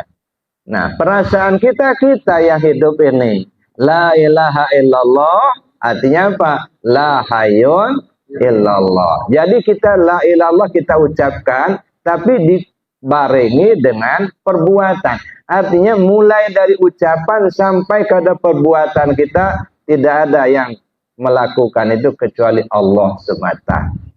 Ada. Makanya di dalam Al-Quran disebutkan wallahu khalaqakum wa ma ta'malun. Allah yang menjadikan kamu dan apapun yang kau perbuat, ya. Jadi kita melatih, mengajar diri kita ini. Kenapa harus dikuatkan zikirnya dengan suara? Ada kadang-kadang orang kan sinis. Ngapain dikuatkan zikirnya keras-keras itu? Nggak boleh zikir keras-keras itu. Memang nggak boleh Pak zikir keras-keras Pak. Ya, jangan di musola jangan kalau zikir keras-keras nggak boleh Pak. Nah, mau zikirnya keras. Cukup zikirnya la ilaha illallah. Jangan zikir keras-keras. Nah, Kenapa harus dikeraskan, disuarakan itu? Gitu ya. Tuhan itu nggak tuli. Nah, yang begini-begini ini khawatirnya justru masuk syirik dia itu. Menisbahkan Allah itu tuli, itu syirik, Pak. Ya. Allah itu bersifat sama. Ya, mustahil dia tuli. Kenapa mustahil? Karena yang sifat tuli itu hamba kita. Yang Allah itu tidak pernah bersifat tuli, enggak. Allah itu bersifat sama, mendengar. Ya, maka disebut mustahil dia tuli karena sifat tuli sifat hamba, sifat kita. Nah, kita ini kadang-kadang kita katakan kita mendengar kata kita. Cuman kita yang kita dengar itu cuman suara, nggak masuk ke hati. Ada. Jadi oleh karena itu kadang-kadang kita ya perlu dikeraskan. Allah, ilah, supaya apa? Supaya sama tahu ini tubuh ini la ilaha illallah, kamu ini nggak ada, yang ada Allah, jangan sombong. Ada. Ngaku kamu ini kuat, gitu. Ngaku kamu ini pintar, yang kuat itu Allah, bukan kamu. Nah, ini kita ini kadang tuli nih. Ya, udah disebut la ilaha tapi masih sombong juga gitu ya. Ya. Udah dikasih tahu begitu enggak mau mengerti juga gitu. Ini kita yang tuli ini. Ya, udah disampaikan ini ayatnya, ini hadisnya. Ya, Allah suruh kita zikir masih juga enggak mau. Masya Allah, keras hati kita ini. Udah dipeki-pekikan, hayya ala sholah, enggak bangun-bangun juga. Ya Allah. Gitu ya. Makanya Bapak Ibu yang hormat, yang tuli itu kita.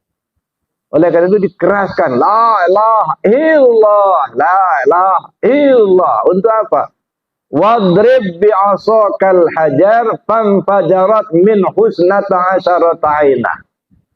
Pukulkan tongkatmu ke batu yang keras itu, dia akan memancarkan 12 mata air.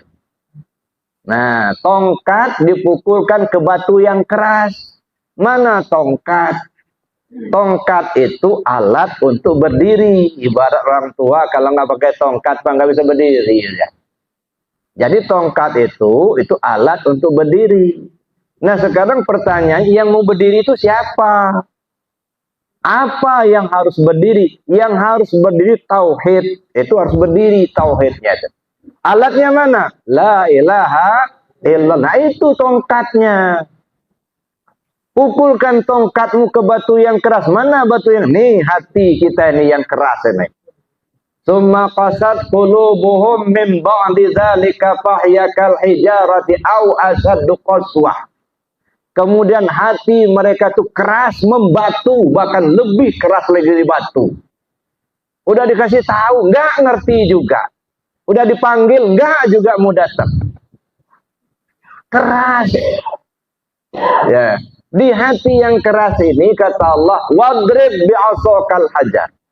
Pukulkan tongkatmu ke batu yang keras. Makanya zikir itu harus keras. La ilaha illallah. La ilaha illallah.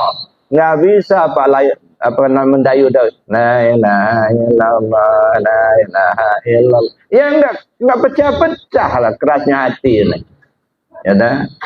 Maka harus pukulkan dengan keras, bisautin qawiyyin bidarbin syadidin.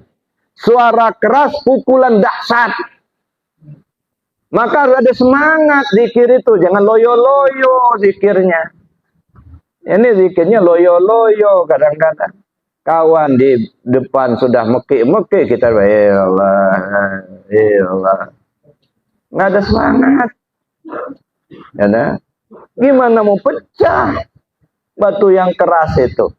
Ya dah. Kenapa nggak dipukul? Ya dah. Kalau kita misalnya bertanya kepada mereka yang bukan ahlinya, bagaimana cara memecahkan batu yang keras? Pasti jawabnya pukul.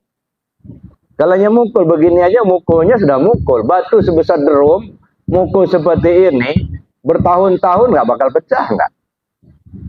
Tapi coba tanya sama yang ahlinya, bagaimana cara memecahkan batu yang keras? Tentu pakai cara, lihat seratnya dulu. Saya punya pengalaman, Pak. waktu bangun Masjid Sidratil Muntaha di Pondok Pesantren Arafah dulu, gitu ya. Jadi satu waktu tukang masih tahu ke saya, Buya katanya itu ada cakar ayam satu nggak bisa masuk katanya. Kenapa nggak bisa masuk? Ada batu besar katanya. Kalau dipindahkan lubangnya gimana? Nggak bisa Buya, nanti nggak lurus nanti katanya. Nah jadi harus di situ. Di solusinya satu-satunya ya dipecahkan batunya. Nah udah, saya bilang nanti saya cari tukang pecah batu. Saya carilah tukang pecah batu, ketemu. Ya, Bapak bisa bantu saya nggak mecahin batu? Di mana Pak? Di Haji Menah, saya bilang. Di Masjid Sidratil Muntaha, gitu ya. Datanglah dia. Ya, begitu dia datang, begitu ya teh. Nah, kebetulan waktu itu ya hujan dari pagi itu sudah hujan, dari malamnya hujan, gitu ya. Pagi masih gerimis. Ya, sehingga nunggu sampai jam 11 siang baru agak reda hujannya. Nah, karena waktu itu kan masih di lapangan kan gitu, belum ada tenda-tenda gitu. Ya, begitu sudah jam 11 itu ya turunlah dia. Ya saya lihat alatnya sederhana sekali. Palu kecil begitu sama pahat kecil begitu ya. Nah, langsung dipukulnya. Ya. Pahatnya itu dipukul sama palunya itu. Baru 3 kali mukul kena telunjuknya berdarah. Langsung naik dia. Kayaknya nggak bisa Buya, keras benar batunya. Ya memang keras segala. Kalau lunak saya aja yang mecahin. Nah, ya, jadi gimana? Kayaknya nggak sanggup saya katanya. Ya sudah, dengan apa-apa. Nah besoknya saya cari lagi tukang pecah batu yang lain. Ketemu Pak di Koga sana itu. Nah memang sehari-harinya dia pecah batu gitu. Saya datangin dia. Pak bisa bantu saya Pak? Untuk apa Pak? Untuk memecahkan batu, saya bangun masjid. Saya bilang, tapi ada cakar ayam nggak bisa masuk karena ada batu. Bapak bisa nggak atau memecahkan batu? Nah, kita lihat dulu Pak katanya. Ya, berangkatlah saya dengan dia nengoknya di lokasi gitu. Belum bawa alat belum. Ya, nengok aja dulu. Begitu datang, nah, turunlah dia ke bawah. Dia bawa air Pak. Ya, saya bikin untuk apa air ini? Gitu ya. Bawa air. Rupanya disiramnya batu itu diperhatikannya ada serat-serat batu itu. Masih sedikit-sedikit ada seratnya. Gitu. Begitu sudah diperhatikannya, naik dia ke atas. Insya Allah bisa Buya katanya. Nah, kapan mulai kerja? Insya Allah besok saya ke sini katanya. Ya udah saya tunggu aja di sini saya bilang. Nah pagi-pagi besoknya itu saya nunggu beliau, lama datang beliau pakai motor gitu ya. Nah Masya Allah alatnya sekarung Pak alatnya. Godamnya itu mulai dari 3 kilo. Ya, palu yang godam yang berat 3 kilo sampai kepada yang sederhana, yang kecil lah gitu. Lalu pahatnya dari yang 2 jari sampai yang 5 jari begini. Pahatnya itu. Saya perhatikan dia. Turunlah dia, bawa pahat yang kecil dulu. Bawa pahat kecil, palu yang kecil. Rupanya seratnya itu yang diikutinya. Sudah agak berlobang begitu. Diambilnya pahat yang agak lebih besar. Nah sudah itu terakhir pahat yang lebar begini. Dimasukkannya pahat itu, diambilnya godam yang 3 kilo itu. Buar, langsung pecah Pak. Nah apa perbedaannya? Yang satu mecah batu tidak pakai cara. Kalau yang kedua ini pakai cara. Ada metodenya. Nah cara itulah namanya torekat. Nah, torekat itu kan jalan, cara memecahkan hati yang keras, cara membersihkan hati. Gitu. Jadi belajar torekat itu artinya belajar zikir dengan menggunakan metode. Jadi jangan takut Pak belajar torekat. Kadang-kadang kita ditakut-takuti, jangan belajar torekat, terikat kamu nanti katanya. Nah, kita ditakut-takuti gitu ya. Nah, torekat itu artinya jalan. Jalan maksudnya itu cara membersihkan hati agar hati selalu ingat ke Allah. Agar hati kita tidak iri, tidak dengki, tidak hasud. Membersihkan hati. Kan kata Nabi, likulli syai'in siqalah wa siqalatul qalbi zikrullah. Segala sesuatu ada alat pembersih. Pembersih hati itu zikir kepada Allah. Nah, maka kita belajar zikir untuk membersihkan hati kita. Kenapa dibersihkan? Karena kata Allah dalam Al-Quran, yauma la yanfa'u malu wala banun illa man atallah biqalbin salim. Ingat pada satu masa nanti, anakmu, istrimu, suamimu, hartamu tak bisa nolong sama sekali.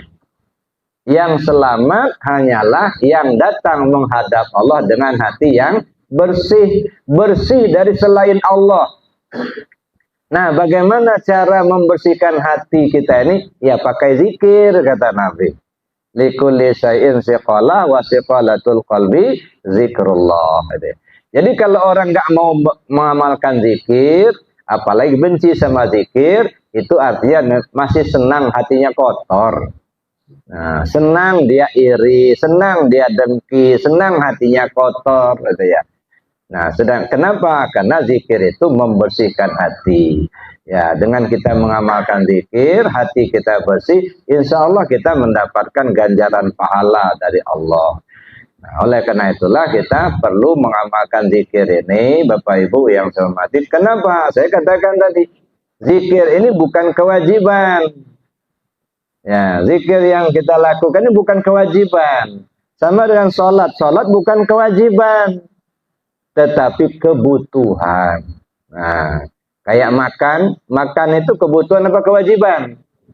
Kebutuhan, ya. Ya alhamdulillah sudah menakib biasanya makan nanti. Nah, ini itu kebutuhan, ya. Mulai dari maghrib tadi kita sudah beramalkan sampai larut malam begini kan butuh makan. Alhamdulillah lah, Pak Tubik sudah siapkan itu.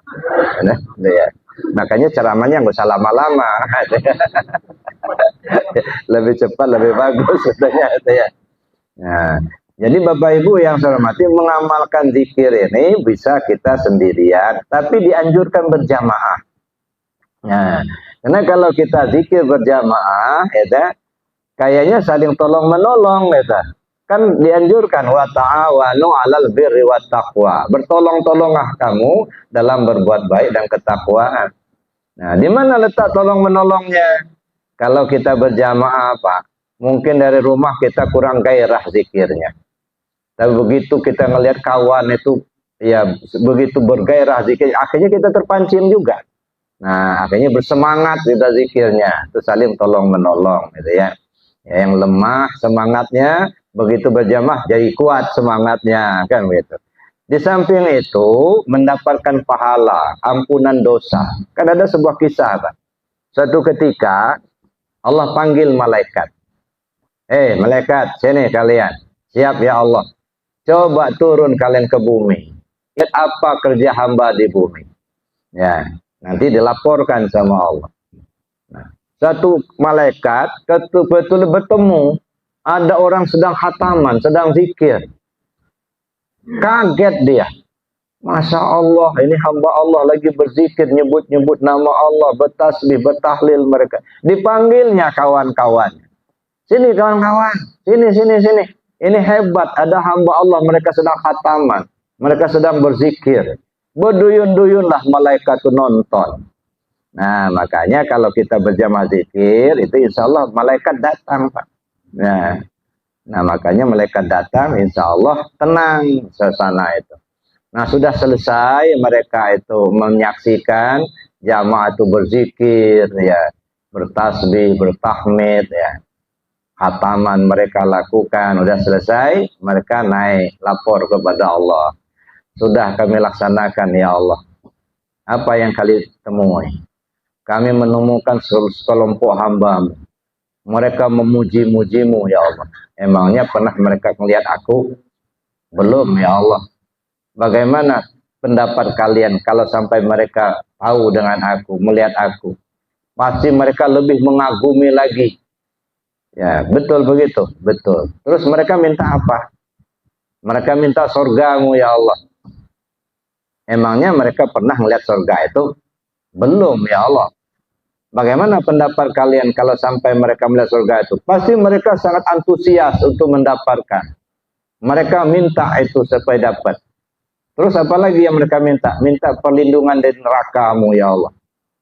Benar, benar. Bagaimana emangnya mereka pernah melihat neraka itu? Ya belum ya Allah. Bagaimana pendapat kalian kalau sampai mereka melihat neraka itu? Pasti mereka ketakutan. Pasti mereka minta perlindungan padamu ya Allah. Betul begitu? Betul. Allah Maha tahu. Wahai para malaikat, persaksikanlah oleh kalian semua. Karena mereka sudah mengagumi aku, menyebut nama aku, bertahlil, berzikir.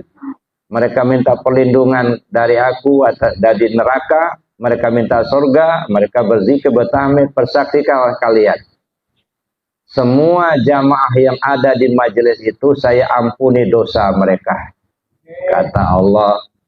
Nah, jadi semua orang yang ada di majelis itu diampunkan Allah dosanya. Rupanya nunjuk malaikat satu. Instruksi ya Allah. Ada apa ini? Enggak semuanya yang zikir ya Allah. Ada yang tidur-tiduran di belakang. Dia enggak ikut zikir. Terganggu enggak yang lain kena kehadirannya? Ya enggak. Dia enggak ganggu. Dia hanya tidur aja. Termasuk dia juga saya ampuni dosanya. Kata. Masya Allah. Yang penting masuk dalam majelis. Kalau di luar majelis enggak masuk Pak. Nongkrong di luar sana nggak masuk. Nah, karena nggak masuk majelis, ya. Makanya dari tadi dipanggil masuk supaya diampunkan Allah, masuk majelis, ya. Kecuali kalau sudah nggak muat lagi, masalah. Ini lapang, ya. Supaya masuk dalam majelis, Allah ampunkan dosa-dosa kita semua. Amin. Nah, cuman kita minta supaya kepada Allah, mudah-mudahan yang di luar juga diampunkan Allah dosanya. Biar nggak kecil hati juga. Ya, ya. Jadi Bapak Ibu yang saya hormati, itu artinya pentingnya kita melaksanakan ibadah zikir ini, gitu ya. Mudah-mudahan kita diberi Allah kemampuan untuk dapat mengamalkan. Insya Allah kita istiqamah dalam melaksanakannya. Mudah-mudahan kita semua diselamatkan Allah dunia dan akhirat. Amin. Allahumma amin. Ngumpul-ngumpul kita di Kuripan ini seperti ini malam ini. Insya Allah seperti ini juga ngumpul kita di surga nanti. Amin. Allahumma amin. Ya, mudah-mudahan kita ketemu di sana. Semuanya bisa ngumpul. Kalau satu jalur. Makanya saya sering sampaikan sama jamaah, bapak-bapak yang sudah belajar zikir, ngamalkan zikir, istrinya belum, tolong dibawa, diajak istrinya. Begitu sebaliknya, istrinya sudah ngamalkan zikir, suaminya belum, tolong diajak suaminya. Supaya bareng, supaya satu jalur. Kalau satu jalur dari dunia ini, insya Allah ketemu di sana, Pak. Tapi kalau beda jalur, yang satu ke kanan, satu ke kiri, khawatir nggak ketemu, beda kampung. Nah, di sana cuma ada dua kampung, kampung surga sama kampung neraka. Nah, kalau sudah beda jalur, yang satu senang zikir, satu benci sama zikir, ya sudah beda jalur. Nah, maka oleh karena itu, tolong ya, suami kalau belum masuk ya, tolong istrinya belum masuk zikir, ajak istrinya. Istri yang sudah belajar zikir suaminya belum, ajak, biar sama-sama. Ya, bukan kebersamaan di dunia ini saja, tapi kebersamaan sampai ke akhirat. Ya, Bapak Ibu yang saya hormati, saya kira demikian yang dapat saya sampaikan. Ya, sekali lagi kita mohon pada Allah, mudah-mudahan kita diberi Allah kemampuan untuk dapat melaksanakan amal zikir ini dengan istiqamah. Amin Allahumma amin. Mudah-mudahan ke depan itu ya, lebih banyak lagi hamba Allah yang mengamalkan zikir di Lampung Selatan. Pada suatu saat nanti musola ini sudah enggak muat lagi ya, perlu dilebarkan lagi ya, karena sudah banyak ya. Kalau saja ya warga kita, saudara-saudara kita di Lampung Selatan ini sudah pada mengamalkan zikir, insya Allah rahmat Allah akan turun bercucuran. Ya. Walau istaqamu ala tariqatin la asqainahum ma'an ghadaqah.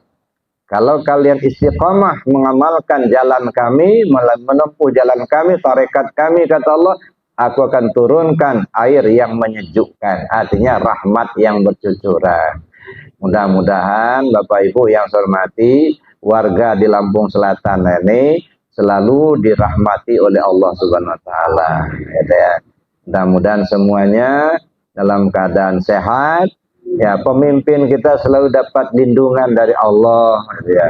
Ditunjukkan jalan yang lurus, bisa memimpin rakyat dengan keadaan aman dan tentram. Amin Allahumma amin. Kita doakan juga pemerintah kita, Pak. Ya, kenapa? Bagaimanapun mereka adalah pemimpin kita. Nah, oleh karena itulah kita perlu mendoakan semoga mereka selalu diberi petunjuk oleh Allah agar mereka senantiasa di jalan yang lurus, agar mereka juga diberi kesehatan, bisa memimpin rakyat ya, dalam keadaan aman dan tentram. Saya kira demikian saja Bapak Ibu. Terima kasih atas perhatiannya. Mohon maaf atas kekurangannya. Billahi taufiq wal hidayah. Wassalamualaikum warahmatullahi wabarakatuh.